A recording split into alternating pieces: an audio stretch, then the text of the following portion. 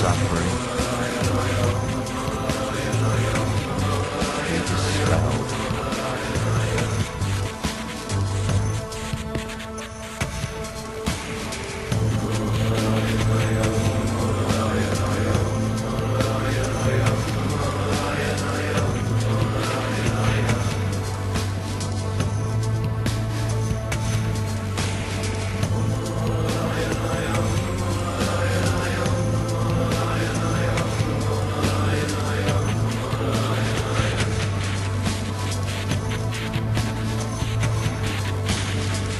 Let all pain and suffering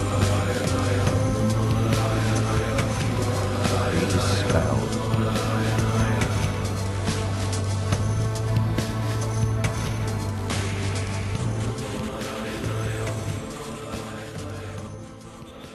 Yeah, hello.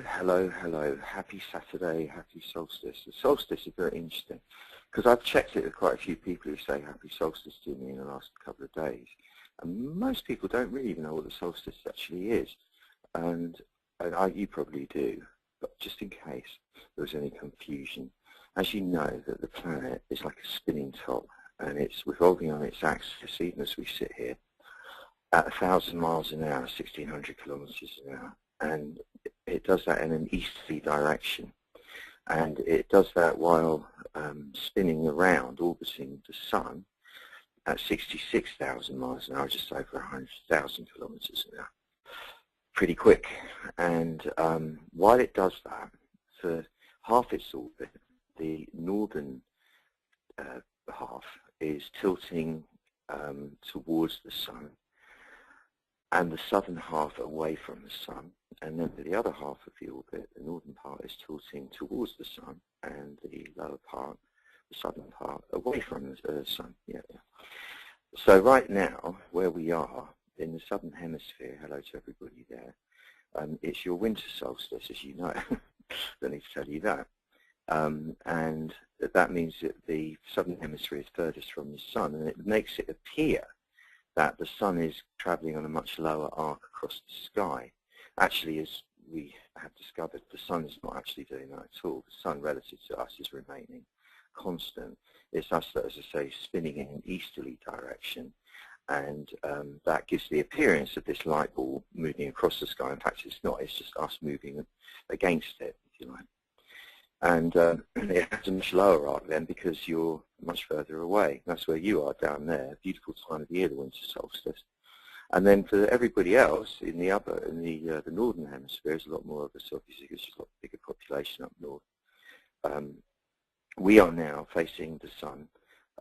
We're tilting towards the sun maximum, and that actually means that although these things are relatively small differentials, the magnetic pull between the gravitational pull that holds us in orbit is stronger for us in the north than at any other time of year. This is the day, this sort of 24-hour phase. And hence why, if you look at seismic activity over a period of time, you'll notice that at the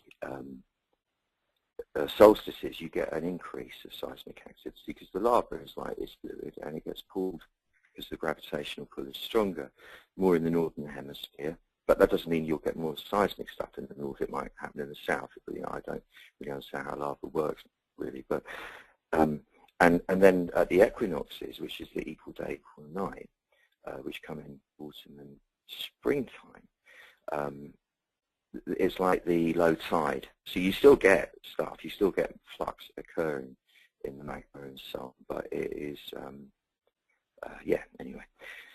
So that's where we are, and it's not an astrological phenomenon, it's an astronomical phenomenon, it's an actual physical reality that we are in the northern hemisphere, as you know, the closest tilt towards the sun we're going to get all orbit. I was going to say all year, but let's call it an orbit. And in the southern hemisphere, you've got the least amount of magnetic pull. So generally things will be calmer there, things up in the north more boily, you know. And then if you look at what's going on, I mean, the volcano that I'm going to do the retreat at starting tomorrow, in the last 2 weeks has seen unprecedented activity, eruptive activity, and that is in line with the solstice thing. By the way, if for any inadvertent reason I get swept away in a lava flow, I have actually designated various people to channel me, at least till the end of the satsang sequence, so that the magic will continue. And I do mention this in jest, but also as a possibility, because this whole idea of dancing tidy, firstly, taking the planet as an example, this planet, which, as you know, is, for us, relative to the size we are, it's a pretty huge thing. Relative to the size of other planets, it's quite weeny. But for us, it's a big thing, this planet.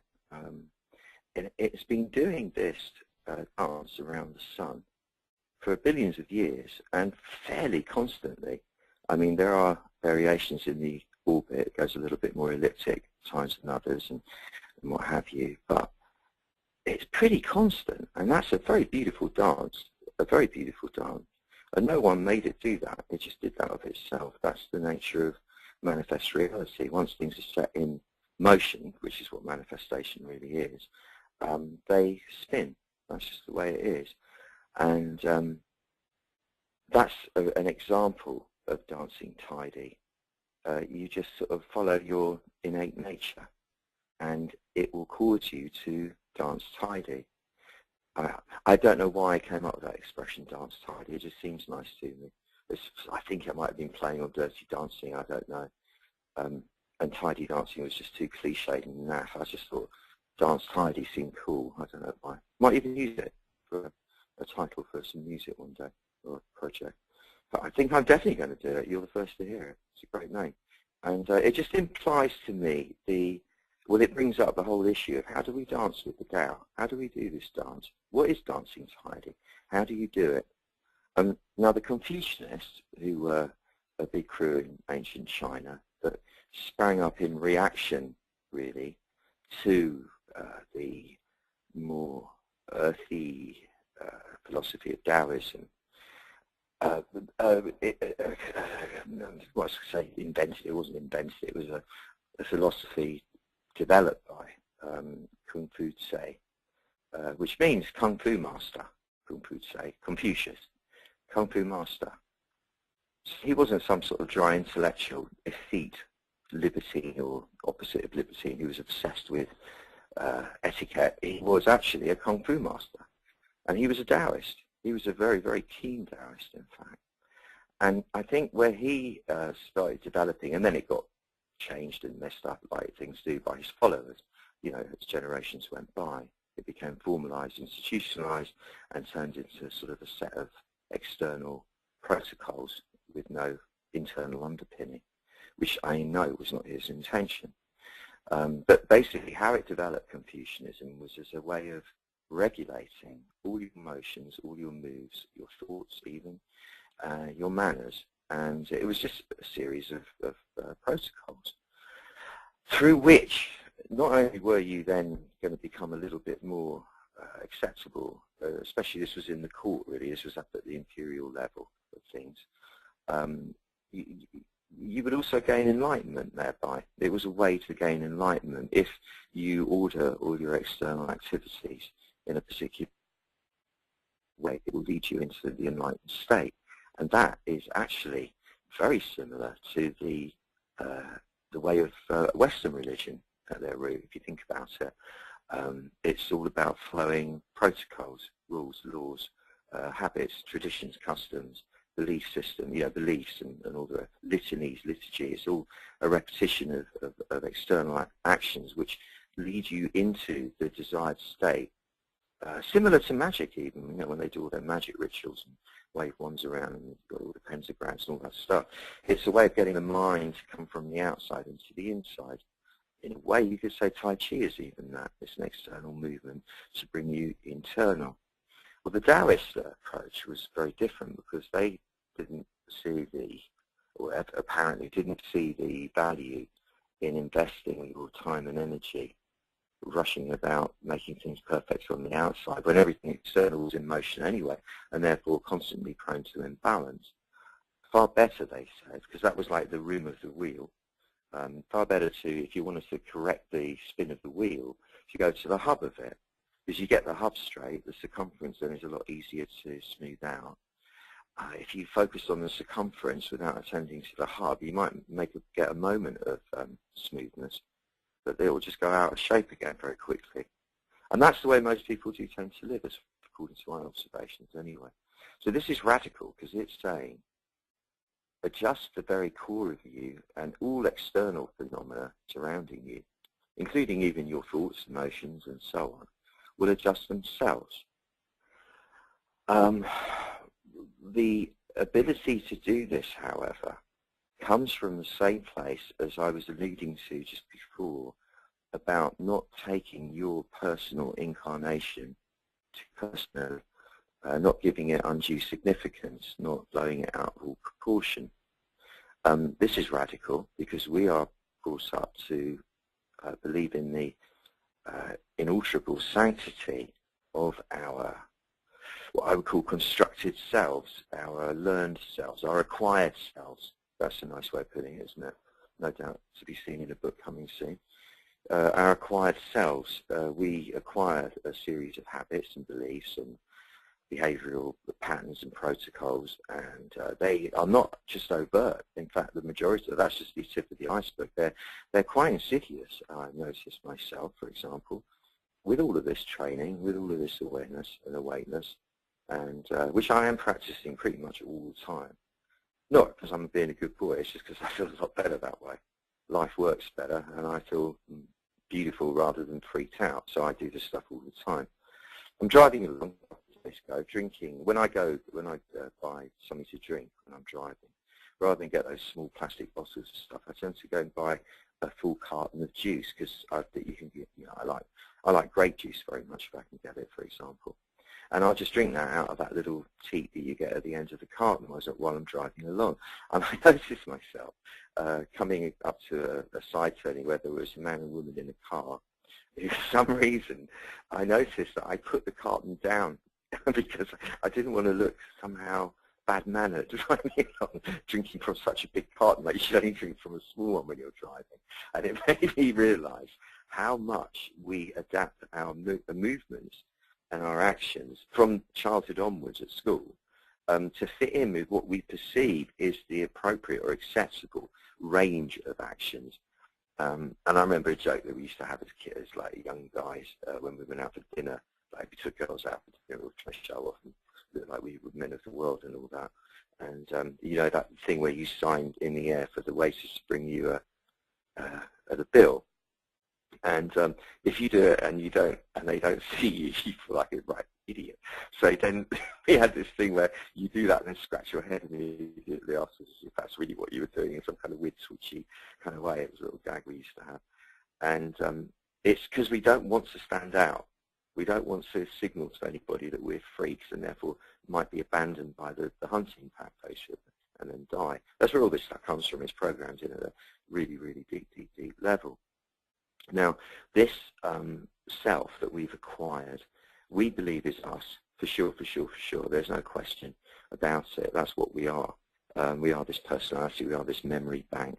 We are this series of opinions and beliefs and prejudices and preferences, and we reference everything to that. And you know, and we're trained to. If you think about it, from a very early age, people are kind of putting our brains into paroxysms by saying, what's your favorite color? What's your favorite food? Where's your favorite place? Who's your favorite auntie? You know, all that kind of stuff. As if having favorites was actually a primordial function of the human condition. In fact, it isn't, is it? I mean, it's nonsense. You know, different moments you'll prefer different things. And so there's this constant machinery in place to encourage us to invest in certain belief systems constantly. Even the belief system of what's your favorite thing is a belief system. It's not a real thing. And, you know, I could just go on from that and give you about 8 hours worth of examples of how we do that. And then, of course, oh no, before I say this, the constructive acquired self depends for its ongoing existence, if you like, on a conversation that it has with itself that occurs in the frontal part of the brain. And this is an internal conversation which is based on describing what the quiet self is perceiving going on around itself via the sense organs. And this description is based on the description that was formed in early childhood when, to be fair, we don't really know very much in terms of bodily matters. Therefore, it's a very inadequate description, a complex of description. And hence why we live in such a nice world, because everybody's walking around with these ridiculous half-cocked descriptions of what's going on. And a part of the description, and an evaluation of how well you perceive yourself to be doing in the description, in this complex of descriptions we call the world, or the world out there. These, of course, these evaluations are based on highly unscientific, not rational criteria, and we're not in possession of all parameters anyway by which to make a valid evaluation. And yet we're constantly doing that. We're seeking conclusions all the time. That means it must be this. Oh, that's going to happen. Oh, no, this is going to happen. That means this means that, and so on and so forth. And when it comes to looking at dying, which is now resolving that little circle of conversation, when it comes to looking at dying, this is very terrifying, because this means that this thing that's having the conversation, this acquired self, is going to stop having that conversation with itself, because it's not going to exist anymore. And that's very, very frightening for it. An acquired constructed phenomenon in the first place, depending on its existence, its ongoing existence, on this continual reaffirmation of the complex of descriptions and so on.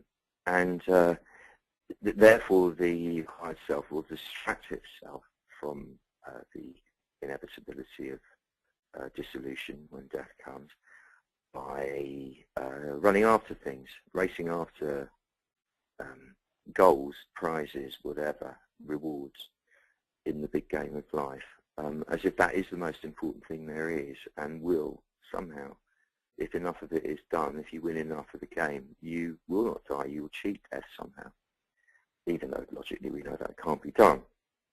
Then along with that will come a whole fantasized version of what occurs after death, ranging from paradise to whatever, and when actually nobody knows at all, and that's the fun of the game. You're not meant to know. But what you could say quite clearly is that the true self, which I'll talk about in a sec, which is an eternal phenomenon because it exists outside of this illusion that we've constructed of linear time, the time-space medium. The eternal self is always here, has always been here, will always be here. It doesn't exist on a timeline, it just is. And the real conversation is of the eternal self. And it knows that the local self, this acquired self, will not exist anymore. This conversation will not exist anymore. The to-do list will not be carried out every day anymore. That will just stop. And it doesn't matter to it. It relies the whole phenomenon of momentarily, in one dimension, experiencing itself within a human frame, just utterly riveting and fascinating and wonderful, curious, intriguing, entertaining, titillating, scintillating, and yet it is not fooled by it. It does not feel any need to, I wouldn't want to anyway, but it doesn't feel any need to go out chasing lesser prizes than existence itself, because what's the point? Now the Taoists are really clever because they got this one, and they got the actual mechanism of how to find yourself in embodying, or being more really being embodied by, the eternal self. And this, they notice, ironically or paradoxically, produced a very unexpected effect. Rather than that turning them into dry old sticks who have to sort of reclude themselves into some kind of monastic world, not anything wrong with that, and I have immense respect for anyone who can do that. But rather than retire from the world, they were actually able to play the game of daily life more effectively. And they noticed that the more that they centered themselves in the embodiment of the eternal self, the more adroitly they were able to draw the resources they needed with the greatest economy of effort and resources as well, in fact, therefore aesthetically, elegantly, and with great ease and enjoyably as well. And we're no longer therefore prey to the stress, the strain that inevitably comes from running about all the time. They also realized that to truly enjoy the game of being the eternal self while playing in the world, the body, the vehicle, had to be relatively flexible and supple, relatively pain-free, or able to accommodate whatever pain was passing through it with relative ease, and had to be relatively well coordinated and synced up with itself, with the flow of energy going through it. And with this, they found, in so doing, that the consciousness, the mind part of it all, which they said was not just in the head, the consciousness is all through the body, with as much presence in the lower belly as in the brain. The brain just a survey unit. It's where all the kind of processing is done. They found that the consciousness would then be much easier to tame, to harness, hence why yoga is called yoga, meaning yoke, because it's to harness. You harness your consciousness, if you like, with your energy, with your movements, and therefore the results you get in life. And so yeah, that's it. That's the schema. And so from there, I think we go straight into the idea of how do we benefit from this today, in this idea of dancing tidy. Well, yeah, and by letting the eternal self embody you, I like putting it that way around, you automatically find yourself dancing tidy. You're then doing what the planet's doing in its perfect spin around the sun in this moment of the year where it's now tilting in the northern hemisphere with optimal angle and so on and so forth. You just dance tidy. What stops us dancing tidy is when we get in the way. And when we all know the experience of when the body is doing something remarkable, and then we step in with the mind and go, am I really doing this? And suddenly you can't do it anymore. I did this a couple of weeks ago working with a friend of mine I'm making some music with, and it was my guitar up and play a doodah on it, and I noticed my left hand was just, the fingers were going so fast, moving in this pattern. At one point my mind went, am I really doing that? And of course at that point I couldn't do it anymore.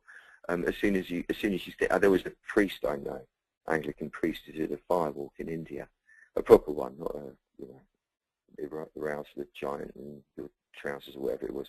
It was a proper walk on fire thing, but in a puja, 16 hours of listening to that awful music that makes your head go funny, and then a long slow fire walk. And of all the people, he said that he was the only one whose feet got burned, because at some point during the walk he thought to himself, am I really doing this? And it's not hurting me. And at that point his soul's burned, poor guy. He's all right now. So the idea that here we are at the solstice, you guys are in the southern hemisphere in a sort of calm space of the furthest away tilt from the gravitational pull is the weakest in the whole year for you. Us in the north with the gravitational pull the strongest, result of which is you've got an increase of not only volcanic activity, seismic activity, you've also got an increase of social madness going on.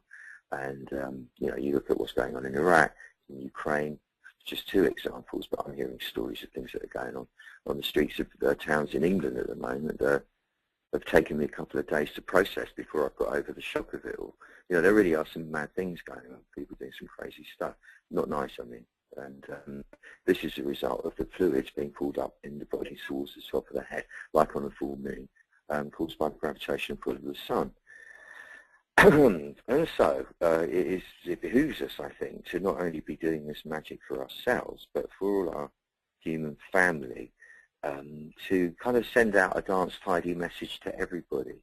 Because it isn't tidy dancing chopping people's heads off in it. You know, it isn't tidy dancing doing the stuff people are doing, a lot of them. It's just untidy. And, you know, I know it's part of nature and it's the yin and yang of things. And we can't destroy that. We can't stop that. We can't stop the untidiness. It's not like we've got to go around cleaning it up and just tell them, stop that, stop that. It's not going to work. What we can do, though, is we can promote and promulgate the intention and the energy of tidiness.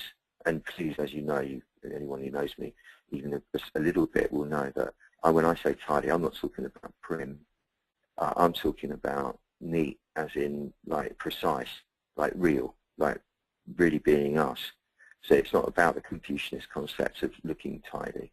It's about in your actions and putting on an act for the world. That's the mistake we've mostly been making till now. It's not about that. It's about centering properly deeply inside. So that was when we start, when we go into it now, when we go into the eternal self, which is what we're about to do. Whence we can ordain shifts in the warp and weft of everything, because the Tao wants us to. It's not an arrogance on our part to assume the Tao appreciates a bit of direction. You know, we're in this together with it, and it's experimenting as much as we are. A very different concept to our idea of a Father God who knows everything and had it all worked out, and punishes us when we don't stick to the program and all that. Very, very different. This is a partnership with the all that is that's happening as it's going along. It's making it up as it goes along, and we are it, and it is us. So it needs us to direct it. It likes that when we do, and therefore we can ordain. I don't know if the flow would do it anyway, but we are required, I think, to stand up and rise up rather and say, yes, I ordain destiny to be like this. And my master says, take direct destiny to the festival of all angels. The angel of destiny becomes you embody that, and then you direct the angel to the festival of all angels on behalf of all of us, whatever that means. I don't really know what that means myself. It just sounds very lovely, feels very lovely. It's not Glastonbury, I don't mean that, but it's something like that. A celebration, a mass celebration. Oh, it's Glastonbury weekend, isn't it? And then it's time to have an intention for your own, what is perceived as your own personal path here. And let's say over the next week, why not? And not just stopping in the end of next week, but a guiding of the motion, a guiding of the flow towards what? What do you want it to be guided towards? How do you want it to be over the next week? I mean, there's not really much need to look beyond that. Even that's quite a long way in the future to imagine. But this would imply an ongoing process, of course. It's not something that will happen and then stop. It's a process. And what would you like it to bring you? What would you like the flow of life to bring you? And I don't want to put ideas in your mind, but along the lines of the big broad headlines, these would include, for me, for example, continuing to feel more and more comfortable in my skin, in this game of being a human, to feel more and more comfortable in relation to the unseen presence, the eternal self, informing and generating all this, to feel more and more comfortable in relation to all my human family, and that includes being able to access the greater wisdom and compassion and empathy required to accept and understand, to somehow accept the actions of my fellows that otherwise turn my stomach, for example. So feeling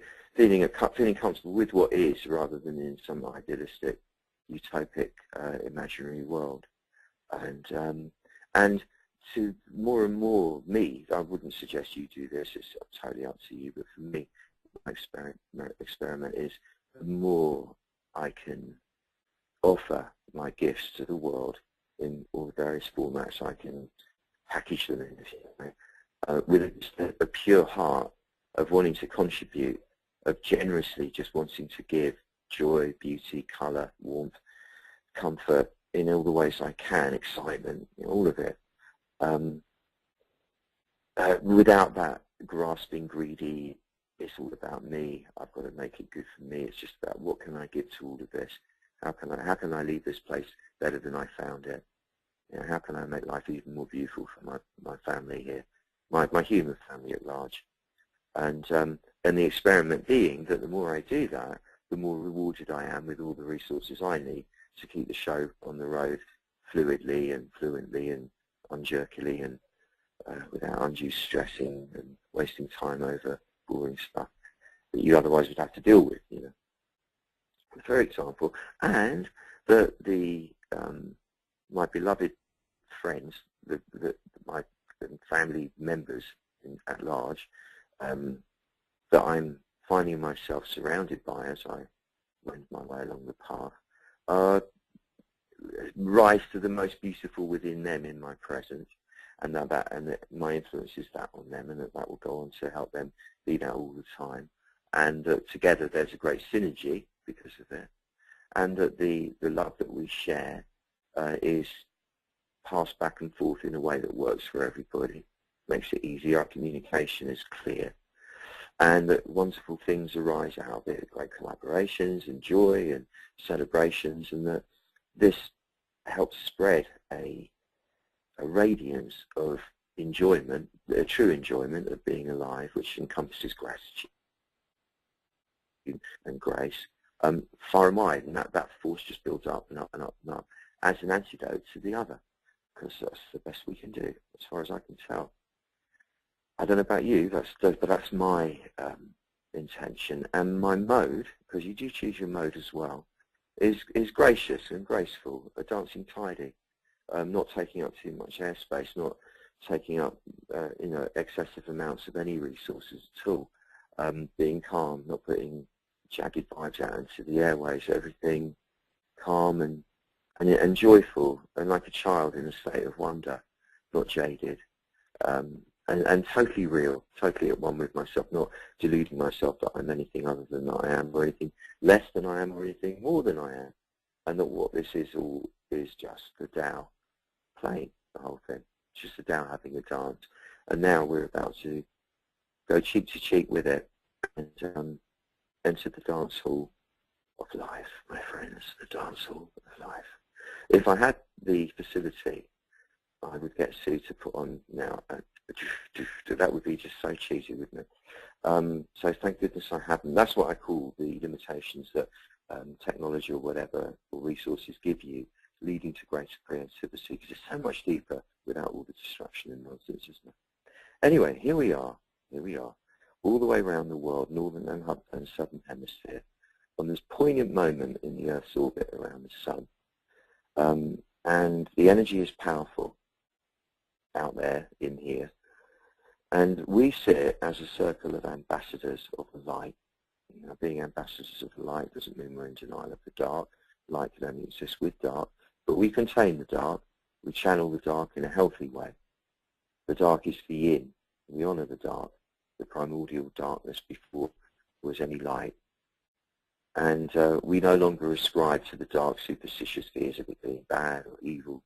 It's just dark. It's the contractive force, the black hole at the center of the galaxy, if you will. Bless it. At the same time, because of that, we are able to channel and therefore radiate light. Light without the dark bit underneath isn't real light. And we now have the power, we've taken on the power and responsibility of channeling, harnessing the yin, the dark, and as a result of that, we're now spontaneously also radiating the light, the yang, and you can see the dark bit as being the lower abdominal area, if you like, the lower back area, just in terms of it being quite solid and heavy in the sense of gravitas, a sense of I do sit here, I am existing in physical form. And my closest ally outside of the human realm and any beloved pets I may have, or any beloved spirit guides and so on and so forth, is this ground beneath my feet, beneath my sit bones, my Mother Earth, without which I would just be floating around in space, would be very uncomfortable and unwieldy. And by letting the weight sink down and making cognitive contact with the ground beneath, it's like paying homage to the Earth. Native American style is hello mama. With the Mother Earth, you are saying hello, I'm home. And you know what it's like when you go see your mama and you say, hey mama, I'm home. You get that beautiful hug, that lovely, gorgeous, approving, accepting cuddle. And that's what the Earth Mother is doing now. She's cuddling us. She's holding us in her bosom, or on her bosom. And let's now get off any notions of that being sort of some inert, quite dull being. It's actually spinning at 1,000 miles an hour, whizzing around the sun at 66,000 miles an hour. Its core is filled with heat, so hot it matches that on the surface of the sun. But this is a ferocious friend we have here that we're sitting on. It's very exciting, very exciting. And the other part of us, the chest where the heart is and the head where the brain is and all that, is now free to be very light and to resonate with the sun, resonate with the light of the sun, the yang. And in that resonation, or that resonance rather, is activated this streaming of light from the heart outwards, freely, generously, without limit, all direction, just all around. And because it comes from the heart, and the heart is the transformer of energy that produces what we call love, the caring, the softness, the warmth, joyfulness, the yearning even, the compassion, the empathy, caring, the kindness. We can imbue what we're seeing as this bright light with a rose gold tint, just to signify that it has love compound in it. So as the light radiates, streams out from your heart to everyone and everything all around, with an intention to heal, and to heal in the sense of bringing everyone back to the awareness of what they really are. In an exhilarating, not dull way.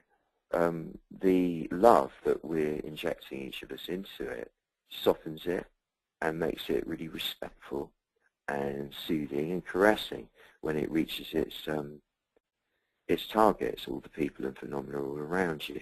So that as this light pounds the people everywhere, all around, forever and ever, all around and throughout the universe, it does so very softly, a bit like a Tai Chi push. Very, very soft, a bit like an iron bar wrapped in cotton wool, which is the description of the Tai Chi punch. In other words, it's really got impact, but it doesn't hurt when it makes contact, when it touches. It feels really nice, really warming, but it's strong. And to facilitate this, the mechanism on a physical level is to breathe. Let your belly swell as the breath comes in. Let your belly flatten towards the spine to push the air out. And do so gently and softly and slowly. Take your time. There's no rush. The old Taoist said that we each have a certain number of breaths allotted to us for each lifetime. And therefore, the slower you breathe, the longer you live. And you're breathing in, you're breathing out, and the slowing of the breath is already notably slowing the mind to a more efficient speed. And if you soften the breathing and you make it smooth and silken, you'll notice that the mind becomes softer and more silken in its quality. The tone of thought softens. And when the tone of thought is softer, the content of thought becomes brighter automatically. And the front of the chest is a bit like a prison cage. If you can imagine the two halves of the breastplate opening, like opening the prison doors, the bars, the jail doors, you know, to allow the love to flow more freely now. You'll also be aware that you're able to receive the love that firstly everyone in our circle is sending, but also everyone everywhere that happens to have a good thought. And my feeling is that the majority of people are inclined towards good thoughts, you know, kindly thoughts. There's a lot of good people out there doing beautiful things with their energy, and by opening ourselves like this, we're availing ourselves of that. We're taking in all the lovely energy of all the Hindu priests and the Buddhist monks and the monks and the nuns meditating and praying all over the world, and then all the people who meditate, and the people who do Tai Chi, and the people who are doing yoga, and people who are doing Course in Miracles, and everywhere, all around the world, there are beautiful people with beautiful thoughts, sending them out, and we can receive those now from those brothers and sisters, and a synergy can occur as a result. And in our receiving, we're sending back, and so the circuit of all the awake, loving people on the planet and beyond, for all we know, is being activated, charged up, and the flow of love moving around it is being accelerated and amplified right now. And all of that is beautiful and wonderful, but doesn't really mean anything until we do this, which is, rather than be in the front of the body where the acquired self is situated, come back into the real self now, which is in the back of you. It's in the back. It's a very unspectacular place, really. There's nothing going on there. No, you hardly ever look at it. It's not what you think of when you think of you, your back. It's quite still. It's very strong, and it's silent. And it's our birthright to inhabit our back. And it's actually where all the wisdom is, and it's where the eternal self is, the background presence, the vastness. So avail yourself of this right now, and picture your shoulder blades as the back of the chair. Picture the front of your spinal column as the spine of the chair. Picture your rear hip bones and sacrum as the lower part of the chair back, and sit back into it, lean back inside. It's not a spectacular move. It's not a spectacular sensation, so don't look for anything wow. Just slowly, quietly inhabit your back, and feels a little unfamiliar simply because we're not used to using consciousness in this way. It's the crux of a lot of the tricks that come with martial arts prowess and training. Is to sit in your back. That's where you're strong. It's where you're no longer afraid of the acquired self being hurt, and therefore, without fear, you're a much more effective fighter. But if you take that metaphor of the fight into daily life, sit in your back, and you're much more in command of everything. This is you. This is the real you, not the acquired you. And just the same as the martial arts metaphor is about movement, it's about doing your dance tidy. And now you sit in your back, you can get your mind to drift backwards inside the skull and situate itself in the rear of the skull instead of the front. There really isn't anything more efficient about being in the front of the brain. It's a lot more efficient being in the back. And now you'll notice, as soon as you let your mind lean up against the rear wall of the skull, that the usual conversation occurring in the forebrain isn't, or appears not to be anyway. There's no noise coming out of it anyway. Nothing. Little sets of clouds passing by the mouth of the cave out there, but there's just clouds. They're not really worth following. Like those are the thoughts, if anything. But really, it's just very quiet now, and it's a beautiful, blessed relief. You're now sitting in your eternal self, and you've given yourself a break from the relative insanity of the front self, of the mask, the acquired self. And of course, you can readopt it after the session or any time you like. It's not that you'll be denuded. It's not that you'll be deprived of your personality and all the tools that go with that. It's very important that you do have a good working personality. It's how we transact with each other. But it will now be a mask, only that, and the more you allow it to be only that, the more command you have over it, rather than vice versa, which is, like the tail wagging the dog. So here we sit in the back of ourselves, the witness bearers. We're wise. You feel it already. You're wise now. All the counsel you'll ever need, all the coaching you'll ever need, all the direction you'll ever need is already here in the back of you. This is where the wise voice emanates from. This is where the intuition guides you from. This part of you knows everything without exception that ever was, is, or will be, and is capable of calculating infinitely beyond the wildest dreams of computer makers, the subconscious mind, which is what we're talking about. And the more you allow yourself to sit back into it, the more you consciously acquire the skill of calculation on vast scales, and are therefore able to evaluate what's going on much more efficiently and precisely and accurately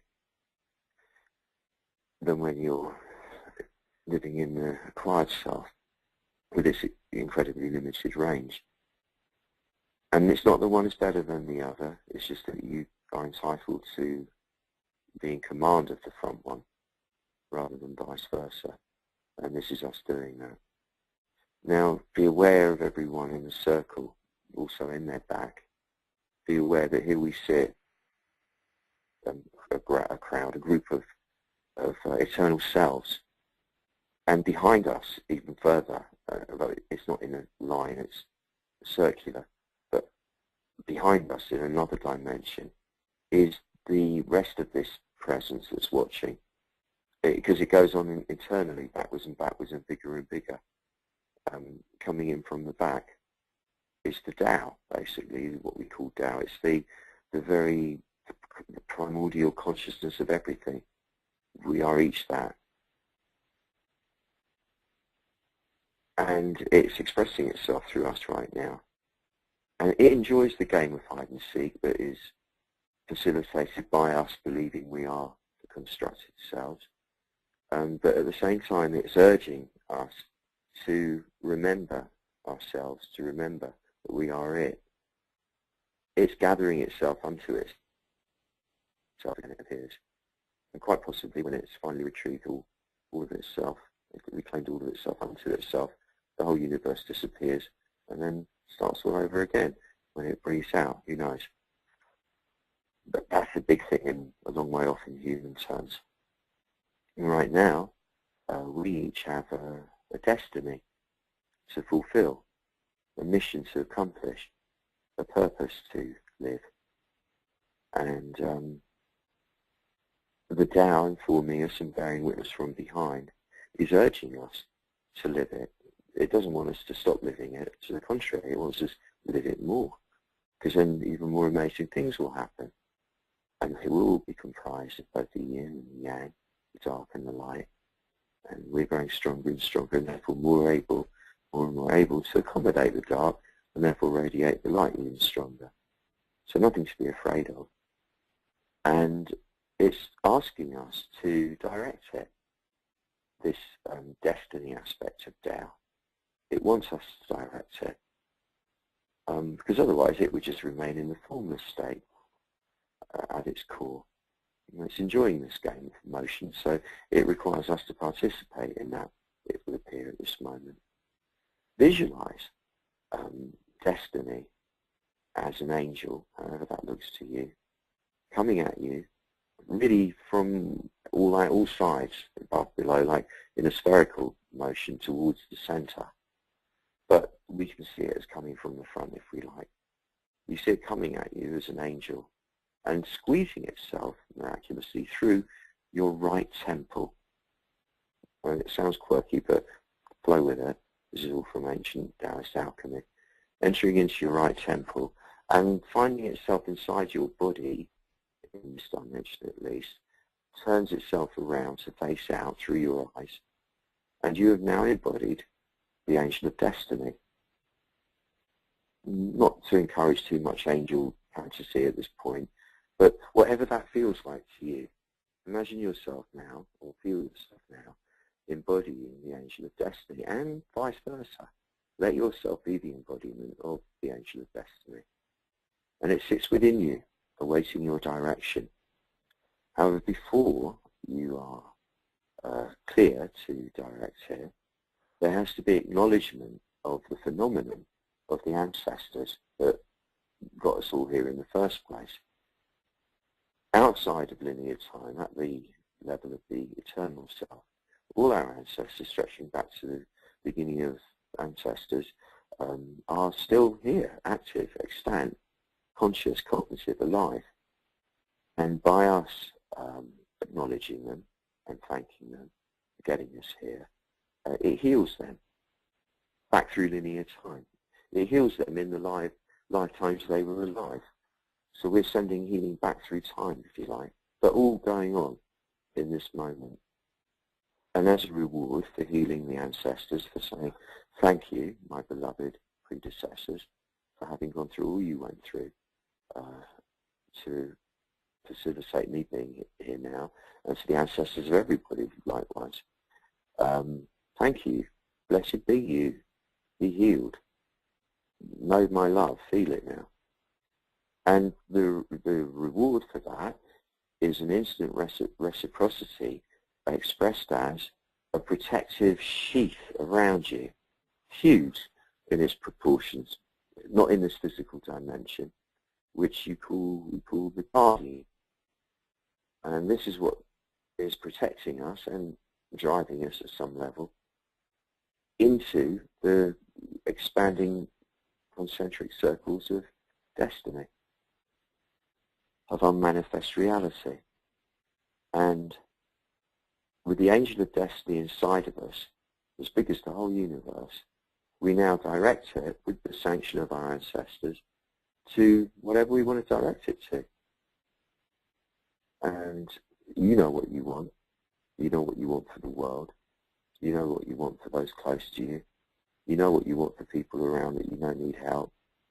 And just let yourself direct the angel. Don't have to be in words or pictures or anything formalized at all.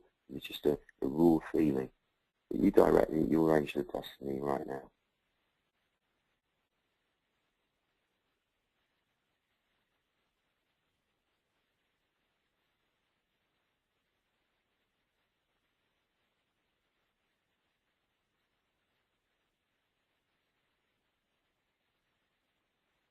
And let your picture for you, the bit about it that's for you, be not out of guilt or trying to do a deal or anything, but just let it be really to make the world beautiful for everybody, really, while you get your fulfillment on every level, let the result of that fulfillment be everyone benefiting, genuinely benefiting. And also allow yourself to see everyone benefiting, and I mean everyone. Picture whatever it looks like to you, the healing of the world. How does that look to you? Just see it. And think of those close to you. Everyone's suffering. Everyone is suffering. And, send them your intention for their healing and their comfort, their soothing, their joy, their relief.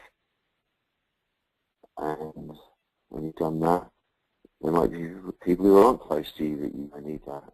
Send it to them. Knowing that we're doing this together, so it's exponentially multiplied, the force of this healing. And then to everyone, just to everyone, especially the people who are perpetrating the violations, and perhaps even especially to the people on the horrible receiving end of those. That there's a sense that whoever has gone into the psychotic state and got carried away with a madness suddenly gets at least a glimmer of remembering, just a glimmer of remembering the pure heart of their mother of their miracle of their own birth, and so on. Just a moment of remembering. As if the whole world suddenly stops and goes, oh yeah.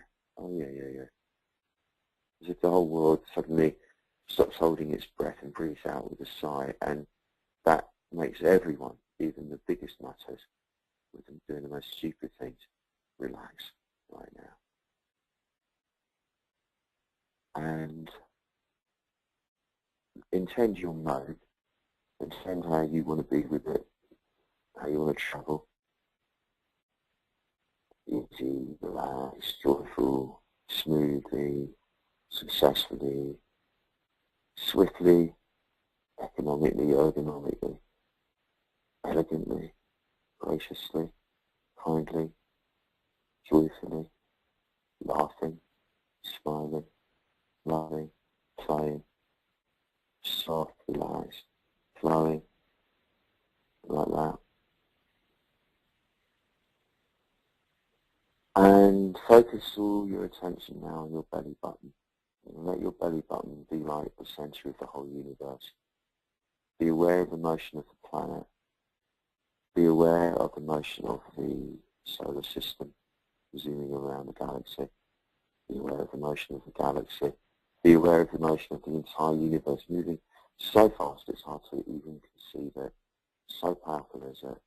And be aware of the prime force generating all of this motion from a place of absolute stillness and actually from a place of non-existence, the heart of antimatter, and of a place of such minuscule, microscopic tininess that is absolutely impossible to conceive anything that small.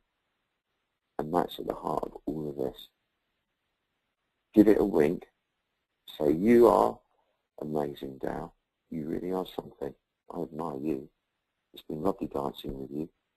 Now, escort you back to your table. Dow, very delightedly, very, very proud to be taken back to her table or his table by you. And sat down. I get you a drink? Ah, fine, thank you. Well, it's been beautiful. Maybe dance again soon. Get a lovely kiss on the cheek or the lips, or even a hug or an embrace if you're really feeling fruity in the day, to take it all the way. And gradually fade back in out of that reverie into this dimension, this beautiful, beautiful dimension, but slightly more prosaic, with a few hard edges and sharp angles and dark shapes and what have you. And be very thankful for this. Say thank you to yourself for being here. It's very clever for us to be here. It's amazing at this point in history. And I would love it if you have points from that or from the conversation before about solstice and gravitational pulls and intention and caring for our human family, or how to deal with the violence, or anything to do with your personal life, comments, questions, points to raise, whatever. We'd love it now if you would do whatever it is that the Steam producers is going to advise you to do in terms of sending your data in. Okay, go to it. Hello. Fuck, I really thought you weren't there. I just suddenly, that was the best one yet, where I sat here and thought, wow, was I really doing that just all to myself? What No, a nutter. You were not doing that all to yourself. It's just I have a series of clicks to perform, and sometimes it's quicker than others, so there we are.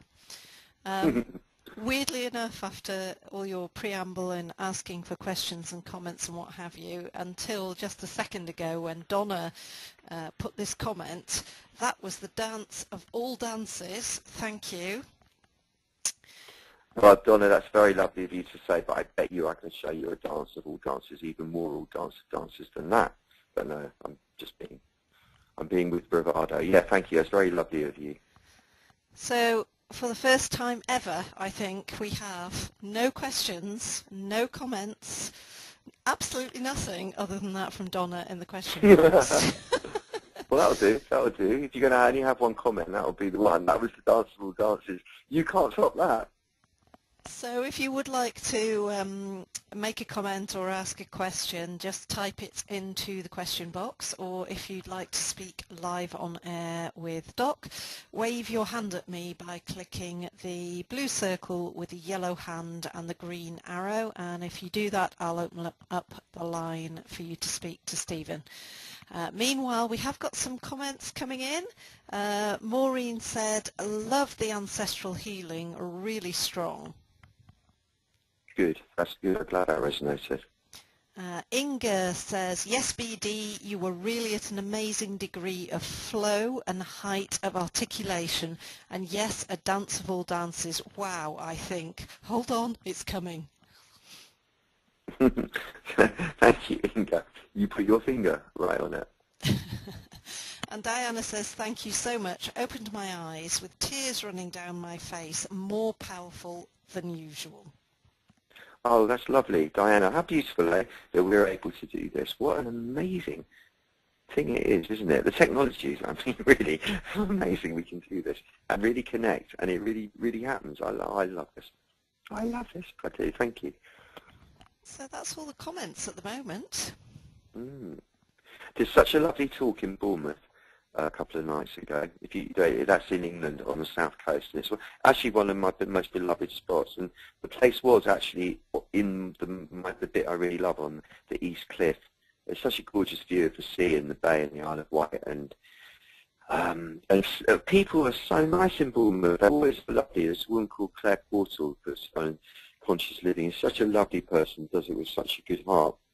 Creates a great vibe, and just really lovely crew of all, a good age range as well, a good balance of men, women, a good even 50-50, young, old, and everything. It's very, very lovely, and I was in proper mad, complete and utter clowning, absurd, outrageous form.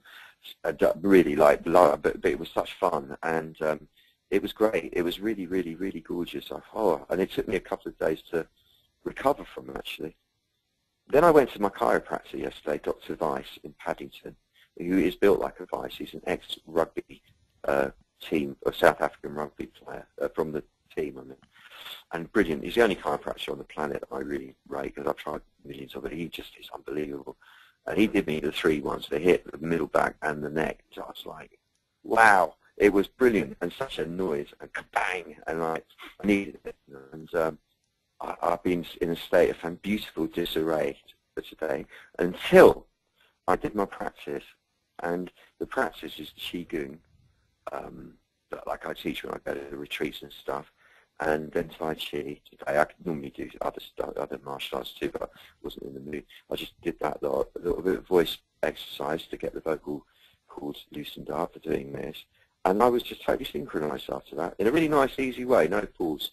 I've been all over the place until it. I wanted to be as well. I needed to be, and then I just suddenly snapped into a shape, and that's what I've been doing. I'm only saying this because you said there's no comments. Well, we've got a couple more now. So Julia is saying, thank you for that golden and fluid dance. May it go on and on, like flying through rose petals. Julia, yeah, may it, and I bet it will as well. I mean, what else could it do, really? And Francesca's got her hand raised, so I'm hoping that's not a mistake. And I am going to open up the line to you, Francesca. So let's give this a go, and hopefully you'll be able to speak live on air to Doc. Hi, Francesca. Hello. Hey, Francesca. Hello. I am one of the people that came to Thursday's evening, and I sent you an email saying how wonderful it was. I just wanted to say something because it's all been going on in my head for the last few days, everything that you said and that I experienced. And one of the best things was, I don't know, I just think it's going to change my life. You were saying about that we'd never know when we're going to die, ever. Like, could be tomorrow, the next day, even now. And so basically just to always be happy. And I had to make the next day a really difficult phone call. I've been putting it on for 2 weeks, and I was dreading it so much. Then that came into my head, and I just made it just like that. I just saw it. I might die tomorrow, what the hell? So I'm just saying thank you. What a great thing to say. That's so lovely. So what you're saying, like by coming into the back and being the big self, the joy Yeah, the joy overrides any kind of local fear, and somehow you're able to enjoy absolutely. even the squirminess of having to do things. It's like that, really, isn't it? Like enjoying all of it. Yeah, yeah. Not just the sweet bits. But, yeah. No, I know. I'm really glad that you phoned in as well. It's lovely. It was lovely to see you. You were sitting in the front row, just literally in front of me, I think. Really. I was. Yeah. Yes, I was. But I've been going around telling everybody this, how cheerful it's making me, and they're looking at me like, for God's sake, what is this woman talking about? But I'm just saying thank you, and also tonight's satsang was just wonderful. So thank you. Well, bless you and thank you. Where are you from originally? I'm from London. My parents are Irish, so I know I've got a funny voice. Everyone tells me. No, it's a lovely voice. It's a lovely voice. I thought you were American. You sound like you from America and have lived in England for 20 years or so. It's that kind of accent. It's very nice. I think that. Thank you. Thank you. And a lovely timbre to your voice. Thank you so much. You have a lovely soul. You can tell that from your voice. You do, don't you? You're a lovely soul. You are. Oh, I don't know. Thank you. No, you are. You're a lovely soul. Any doubt. I am. It's true. Thank you. All right. Good one. I'm glad we had this chat. All right. Bye. Thanks, Me Francesca. too. Bye. Thank you. I was just thinking, actually, Stephen, you know, when I heard you were in Bournemouth, I was thinking it was a year ago since you were in Bournemouth facing a really horrendous health scare. So it's I'm facing death in the face. Yeah, quite, so it's really nearly, great that you're okay now. So wonderful. It is. Okay. And like I said to you, don't worry. If I get swept up in a lava flow this week or next week, I've got about 3 people who are going to channel me. I'll email you who they are, so you can get in touch with them and they can do it. You know, Yeah, that'll be helpful. All right, but please don't get Apparently swept away in a lava flow. No, apparently it's not that awful. You just die with one breath of sulfur, the first blast of sulfur. Yeah, that's it. Bang, you're gone. So that might be a bit shit, but quick anyway. But no, I'm planning not to. It's just it is funny because that volcano has been erupting like in an unprecedentedly big way for 2 weeks now. Like they've not seen it do that kind of like that for, I don't know, ever in fact. And it is, you know, I have been saying, oh, wow, then that is when the gravitational pull is strongest. Oh, right, okay. So like, you know, it's good to be prepared for these things rather than, I'm not expecting it. I'm not going in fear of it. But it's like, if it is going to be, if that is my destiny, I hope it's not for the sake of everyone else there, but if it were to be, it'd be like, yeah, man, I embrace you, whatever it is. I come at you with full respect rather than cringing away from it, because we've got to live like that, really. But I'm planning on it not being. Good. Good. Yeah. A few more There's comments. so much to do. Indeed. So much to do. Yeah, go on. Talking of which, Ross says, I just wanted to express extreme enthusiasm for your musical healing career and got a great laugh out of the URL name thing. I'm guessing that's the Tim Wheater buying the Sonic Tonic and you buying Phonic Tonic.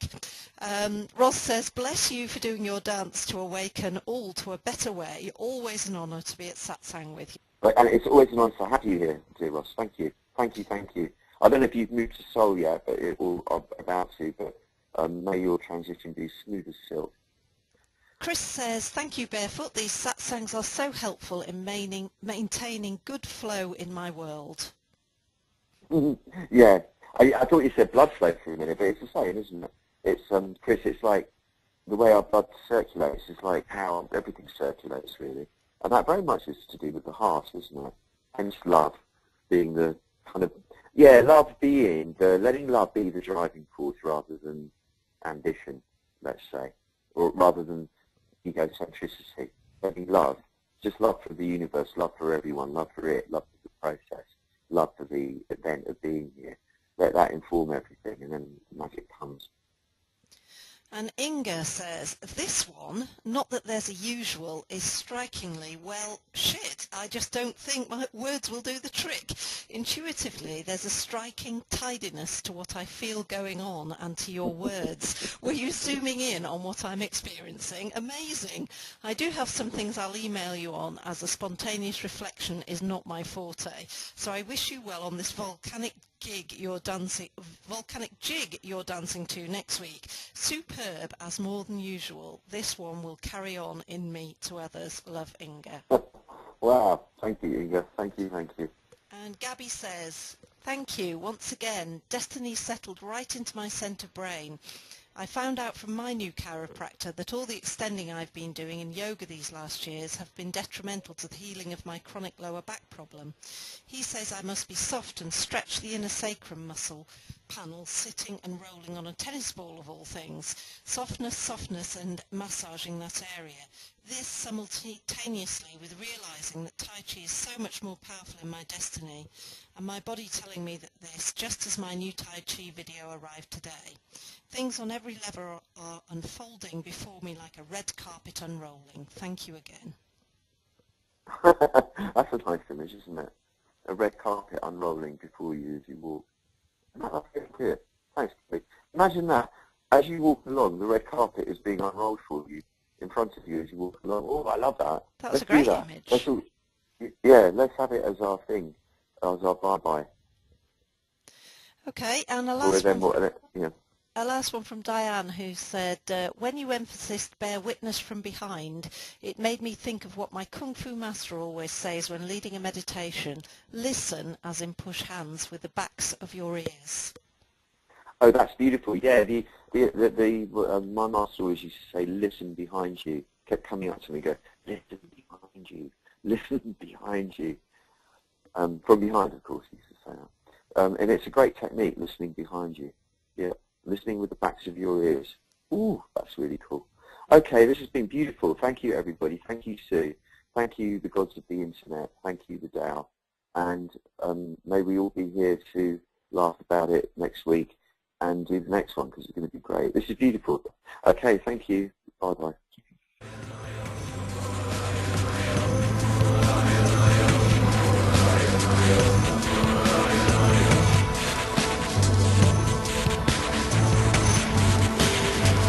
Let all pain and suffering be dispelled.